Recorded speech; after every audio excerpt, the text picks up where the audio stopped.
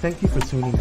If this is your first time joining us, welcome. We hope your experience is fruitful. Please feel free to visit our website to find out how you can join our growing family. While we are loading your experience, please do us a quick favor and hit that like button from whichever platform you're watching or listening on. Also, share so others may enjoy as well. And we hope you would consider hitting that subscribe or follow button so you can check out more of our amazing content. All right, let's start the show.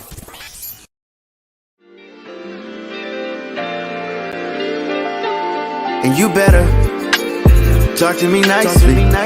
Next to blow, little bitch, I might be. Oh, can't forget all the days they overpriced me. So now that we up, don't good advice we know.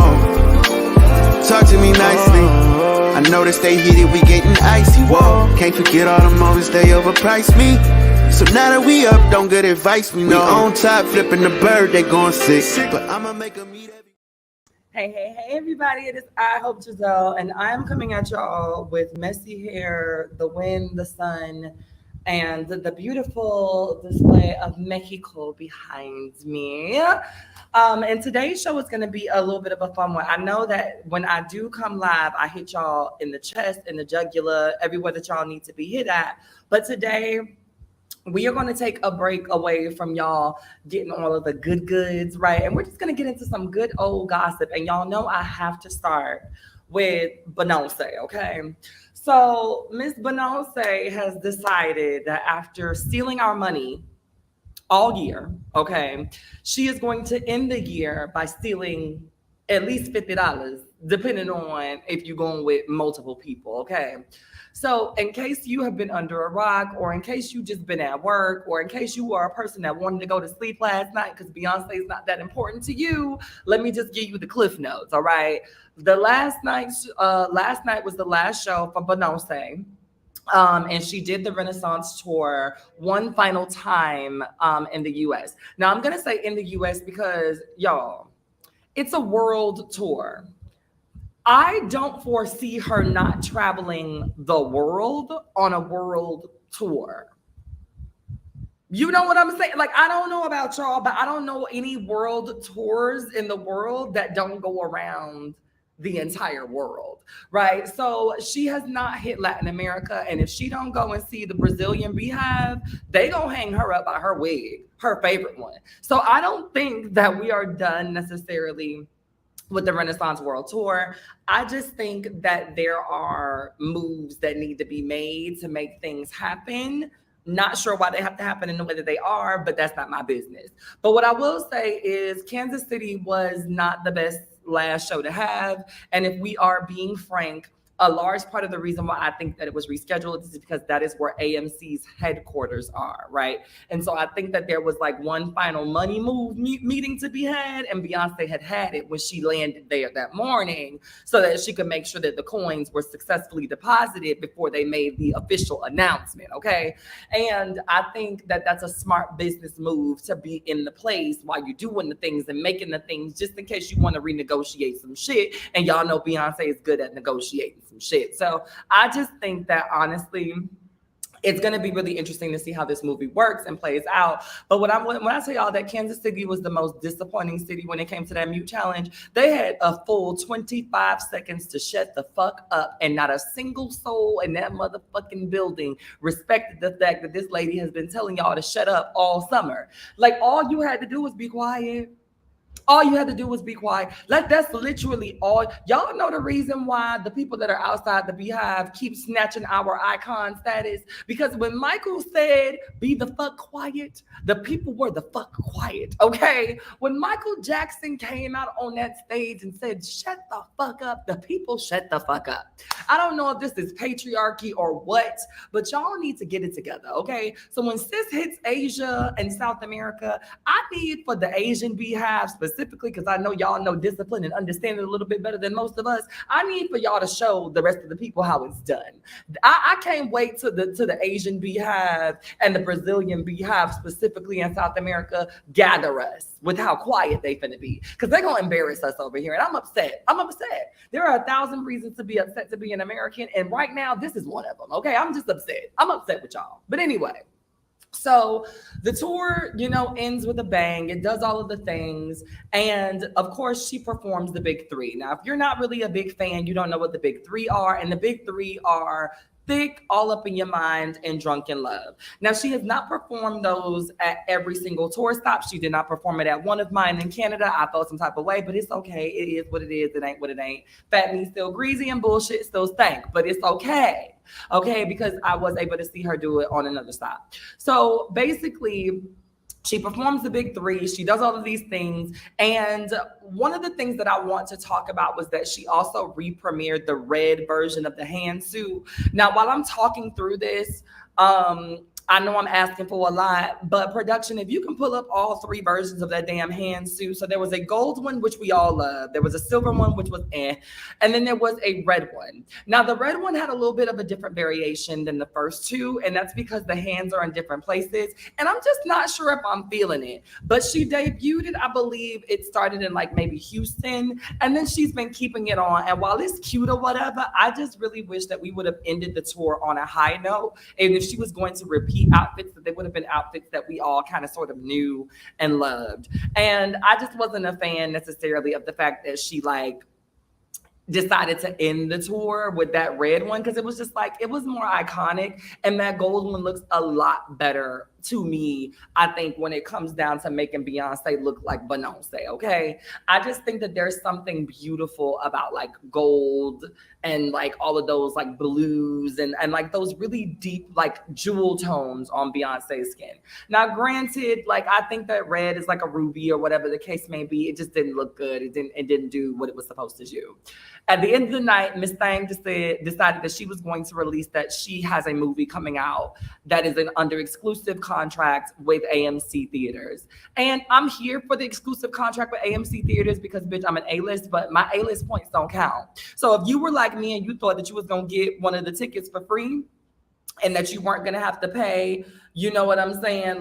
If you really thought that you weren't going to have to pay what you were paying or whatever the case may be, then that's not gonna happen. You got to pay all 53 of them dollars in order to see Beyonce with you and a friend. Okay, so just be prepared. I'm not necessarily sure what the movie is going to be. It's giving docu concert, whatever series. And look, okay, so this is the silver version. Now, honestly, I love production because they found the best version of they found the best picture of this version, because honestly, had I seen this picture, I might have liked it a lot more. I wasn't a fan of it when I just was watching it on stage, but this picture, whoever the photographer was, they did a really good job making this silver kind of sort of eat a little bit. See, production, you ain't really my friend, because you weren't supposed to find a good picture. You were supposed to find, see, this gold one sells it for me. But that picture of that silver one that production just found, y'all, I don't know. Run that silver one back. Yeah, see. Now, see. I feel like my production people have a bias for this silver one, because I have never seen this silver one eat like this. I have never even seen this picture. And so I feel like they're trying to make me look silly in front of y'all, okay? I feel like they're trying to make me look silly in front of y'all because I told y'all that it wasn't going to eat as hard, and then boom, you find a picture where it's eating like that. I don't like that. But either way it go, one of the things that I will say is that this movie is going to be like a movie event. And I'm really curious to see how AMC had a conversation around what the marketing has to look like for this, and then also what the other films that are coming out are going to have to look like for this. When I woke up this morning, because I was late getting to this information, I was able to, by the skin of my teeth, get tickets that were not all the way at the front, or just get tickets at all.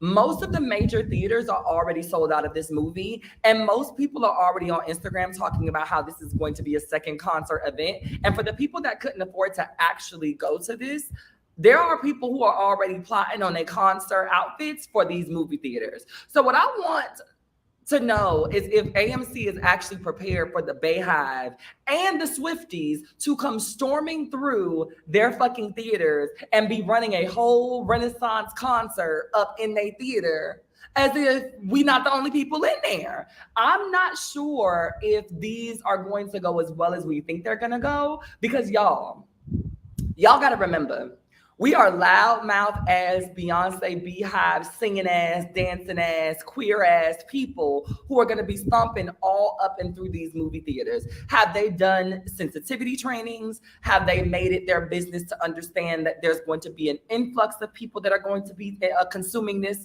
Do they have security in the theaters? Because there are going to be a lot of queer people. And like, I understand for some of y'all, I'm killing the mood and I shouldn't be thinking this deep into it. But when it comes down to my people and my communities and all of the things, I need to make sure that they are ready for this, because now you have thousands of people who are going to go into a theater and be possible targets of hate crimes because AMC decided that they wanted to make the bag, but they didn't want to put in the time, the effort, the energy, or the resources to make sure that the bag was secure and that people can leave home safely. Okay, because what I can say about this, but don't say, was that that concert was very secure. Okay, so you couldn't just come up in the Renaissance and act like you done lost your mind because people were queer up in the space. And I just wonder if AMC is going to do that as well, considering that we've already seen tragedies take place in movie theaters for less, right?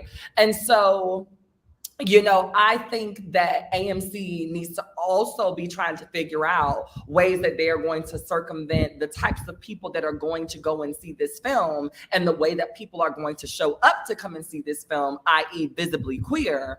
I want to know if they've done their due diligence to make sure that those people are going to be able to not only come and see the film, but they can come and see the film safely, and that they're making sure that anybody that might want to pull some crazy shit, like do away with the queens and the gays and the sissies and fags and the butch dykes, right? I want to make sure that they are doing their due diligence to make sure that we are protected in those theaters, because otherwise, this could really be a scandal for Beyonce on epic levels, right? It's one thing to watch her at home on Netflix where you can get your people together and know that y'all are safe. It's another thing when you have to deal with the idea of the elements, right? And also the idea that you're going to have entitled people who don't like Beyonce just because she's Beyonce, who are going to complain about the folks in the theater next door singing their faces off, right? And so what does it look like when you have some entitled right-wing Karen people who are going to be like, oh my God, I went to and took my baby to see Paw Patrol Part 17, and there were these men in see-through, shirts, and, I guess it was supposed to be a woman in these thigh-high boots, right? Like, I'm a little worried about that. And so while I'm excited to see the film in theaters and be able to share it with other Beehive members, I am a little worried about the way that this is going to read. And I'm not sure if AMC is really thinking deep or in depth about this, but they need to be, because if they're not, they're going to be unprepared for what is sure to become riots and fights and hate crimes and all of the things all across the Americas, especially in states like Texas and all of those other places where you already have so many bills that are specifically going up to fight the LGBT community. So it's just like when you got a bunch of queers coming out to see Taylor and Beyonce, if quietus is being kept, y'all need to also make sure that y'all are doing your due diligence to make sure that the people that are going to be working at these theaters are competent, and two, that the security is going to be able to protect the vast majority of queer people that are going to show up to see this film. Y'all let me know what y'all think, and we're going to talk a little bit more about this after the commercial break. See y'all in a bit.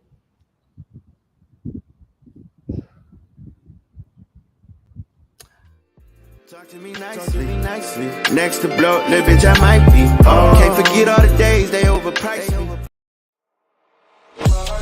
In a world filled with diversity, where radical faith and progressive believers come together, there's a place that's breaking all boundaries and embracing believers from all walks of life. Bullet and Flight Radio, where believers unite, boundaries break, and love triumphs. Step away from the chaos and noise of your daily life. Experience moments for yourself that are calm, serene, and full of peace. A necessary respite to foster growth within you, because self-care should be luxurious. Luxe Noir.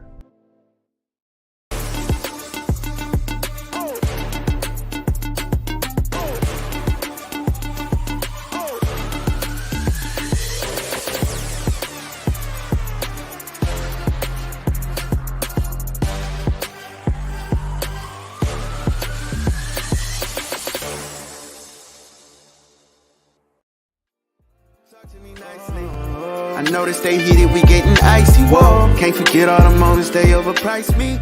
So now that we up, don't get it. Alrighty, y'all. So we are back with this episode of I Have Thoughts, and I left y'all on a cliffhanger with a little bit of a question. What do you all think that AMC needs to be doing in order to prep for this Beyonce movie come December 1st? And then also, I believe they're doing the same or similar things with the Taylor Swift tour. And so that is a group of very different people that have similar nuances of marginalized community people that are going to show up. What do y'all think would make y'all feel most safe, especially if you are a queer person who is going to go and watch either one of these films? What do y'all think that AMC should be doing to ensure the safety of its patrons while folks are going to go and watch this very queer film? And how do y'all think the backlash is going to be? Do y'all think that Beyonce is going to be able to skate through this one using, once again, her Beyonce powers of just being Beyonce? Or do y'all think that there might not have been enough preparation going into this conversation about AMC and Beyonce doing an actual movie release? I don't know. Y'all let me know. Based on what y'all know about, the situations and things in the comments. And, maybe we can have a discussion or a discourse. Maybe I can get in contact with AMC. I work with a couple of different people and we'll see what they're thinking. Maybe I can give y'all an update next Monday. Who knows? Okay. So with that being said, the other piece of tea that I wanted to also talk about today is the fact that you got all of these Black folk all of a sudden coming to their senses about marrying and being in relationship with these non-Black people, okay? So first you had Jeannie Mae and Jeezy, which, by the way, shocker,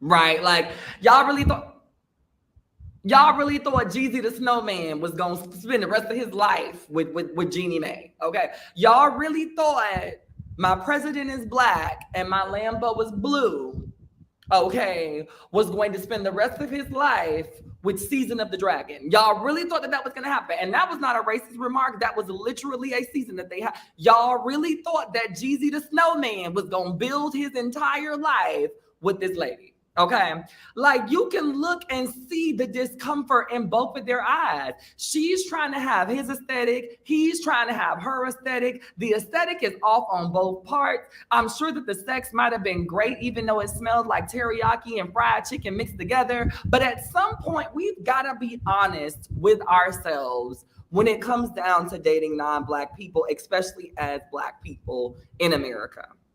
We operate different. Okay, we operate different. We move different. We want to raise our children different. We have different sets of understandings about the world and how we navigate certain places based off of the fact that we are Black. And so it's just interesting. But also we have another case because we saw Miss Jody. I always forget her last name, but she was the amazing actress who played alongside old boy. I always forget his name too. The views and opinions are expressed by me and they're specifically of mine. I love my producer. But yes, and so you have Jody, who was also married to her non-Black husband, and they, she just recently filed for divorce. And I think I want to ask questions about how y'all feel about interracial dating or interracial marriage in general. I'm not saying that I'm against it, and I don't think that it's a bad thing. But what I will say is sometimes you can look at the couple and tell that y'all are on two different wavelengths from two different planets on two different solar systems that orbit that y'all orbiting two different suns, for God's sakes. And when they file for these divorces and they say things like irreconcilable differences, or there were cultural differences for the way that we wanted to, raise or rear our children, or we just did not have the same understanding of what it meant to live as a married couple, it's just like, y'all ain't discussed this before y'all got married.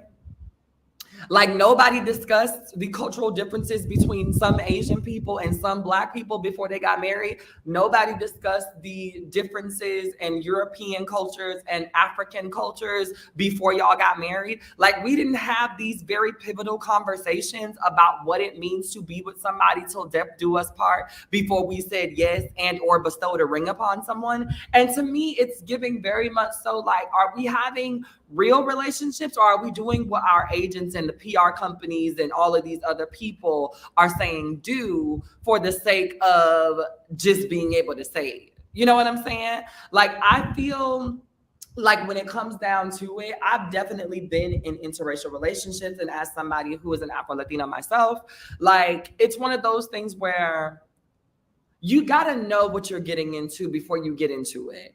And I think a lot of people who may or may not know about my stint on I Am Jazz and my relationship with her brother Sander, who is a white man, which was very surprising to me. I really thought that they were like some sort of Hispanic, but they were not. They're white and Jewish, but they're white. And so that was just really interesting to me that they weren't Hispanic of some sort, because I really thought that Jazz was like Hispanic. But never, I digress. Anyway, I also learned, like, beside the fact that I couldn't help that I found Sander attractive just as a general person, there were things that, like, culturally I could not overlook. There were things that he would say, there were friends that he had, there were people that he would surround himself with that I didn't feel like I should have to educate my partner about why these people would be a problem for me if we were going to be having a relationship with you calling these people your friends or your close loved ones or whatever the case may be. And I'm just not necessarily sure about the idea of, like, wanting to explain or wanting to feel bad for people who jumped into these situations without doing their research clearly and then needing sympathy or empathy back from the Black community after it goes wrong so that you can feel justified in making the decision to begin with. I for the life of me, y'all, you're never going to get me to be able to empathize or sympathize too much with those situations, because I feel like you should have known better to begin with. So someone in the chat says, I don't think that you can help who you love, but I do feel interrelationships have more hurdles to overcome. Both have to be willing to learn and grow together. I definitely get that, and I would agree, but there's a little bit of an opposition that says, I don't believe that you can help. I don't believe in you can't help who you love. And let me tell you this, the reason why I would be on the opposition and fighting tooth and nail with you on any other day is because as a person who is queer, as a person who is a trans woman, as a person who has identified as a gay man at some point in my life, you cannot help who you love and what gets you going and what makes you jump or pump or squirt or whatever from your various orifices of your body. Because if you could, I think that a lot of us queer people would choose to do the easy thing, especially if the easy thing would make our lives significantly easier, which for a lot of us, the queer thing is the only thing that makes our lives hard, right? And so I think that for a lot of us, if you could take away the queer thing that makes your life hard and just live an easy life, regardless of how much you might like the queer thing, a lot of us will opt out for it, because easy life and good mental health and not having to explain all of this bullshit to your friends and to your family and to your coworkers and all of these different people would just be so much easier. And so I just genuinely believe that if you are a queer if you are a queer person, you should definitely, or you would definitely understand, like, what it means to not be able to choose who you love. Like, I apply those same things to interracial relationships, but I also will say that, like, going into an interracial relationship and kind of sort of choosing to do your big one is where I draw a little bit of the line, right? I'm not going to necessarily do my big one with somebody that I know that I cannot sustain a long-lasting and equitable relationship with for the rest of my life. When I do my big one, I want to be doing my big one with somebody that is going to actually be able to help me build my entire life, right? Not somebody that's going to help me build this moment in my life or my career. I can date you for that. But it's when we cross the thresholds and we start to give people rings or accept rings from people, knowing good and goddamn well that we are not necessarily clicking with these people in a way that is going to be sustainable, right? And I think that that's the reason why I wanted to bring this to the forefront, because I think that it's really interesting when we talk about sustainability and when we talk about the reasoning for why people are entering these relationships. That's also another part of the nuance of this conversation, which is why I think that a lot of folks who are already joking about this feel like Jeezy signed up for him an interracial baby, and now that he's got his interracial baby, he's out the door. And we've seen this happen far too many times with Black men, where they may not have to say it, they may not have ever said it, but a lot of these Black men do not want to recreate or procreate Black babies. Now, if I'm not mistaken, Jeezy probably already has some Black children or whatever the case may be. But I also feel like when it comes down to it, a lot of these men want to see what their genes would look like with X, Y, and Z. Because low-key, a lot of them want to know what they would look like with the genes of X, Y, and Z. And it's to say that low-key self-hatred goes real hard in a lot of these relationships that stem from a Black man dating outside of his race. Now, in the adverse, when we see Black women do it, a lot of it is settling, right? So you're settling with these men that are still high-key racist as fuck, that are still, you know, all of these different things. He's still a misogynist, he's still a whatever, and he's even worse at it because he's a white man or he's a whatever man with this different type of privilege that a Black man necessarily wouldn't even have. And so you start to realize real soon that you ain't nothing but arm candy. And the second that you act up and, you know, dip into your ethnicity a little bit, they start to remember that Black women can get like that, and you're, you know, cut and for the next person. And I think that in a lot of these relationships, you have to like remember that that's the double-edged sword of dating outside of your race, is not having people understand the nuances of what it means for you to be a Black person in America. They don't understand your need to code switch. They don't necessarily understand your need to be able to be seen and heard and felt in this particular way in public. There are so many different things that go into having an interracial relationship that I'm just not sure if I'm more like, if I'm apt and if I'm under the impression that I want to be able to, like, I don't want to have to teach you about why someone calling me a nigger is a problem. I don't want to have a long drawn out conversation with you and your family about why it might be important for me to indulge in this particular thing over this particular thing, because I don't want my child to experience racism at a young age, right? There are so many different nuanced conversations that you simply just don't have to have.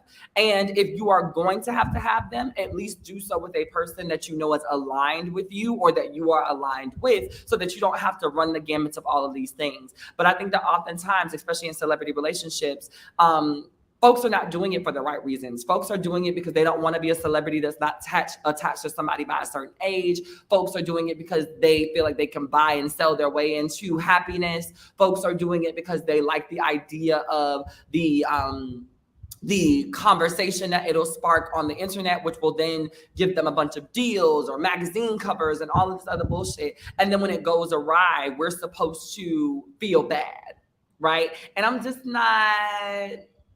not here for it. So someone says, personally, I've been in interracial relationships and personally, it's not for me. Too much extra on top of something that should be organic. And that is all I am getting at, okay? So here are my final thoughts for this week. And I'm gonna give y'all a little bit of time to jump into these and maybe add some comments of your own, depending on how you're feeling.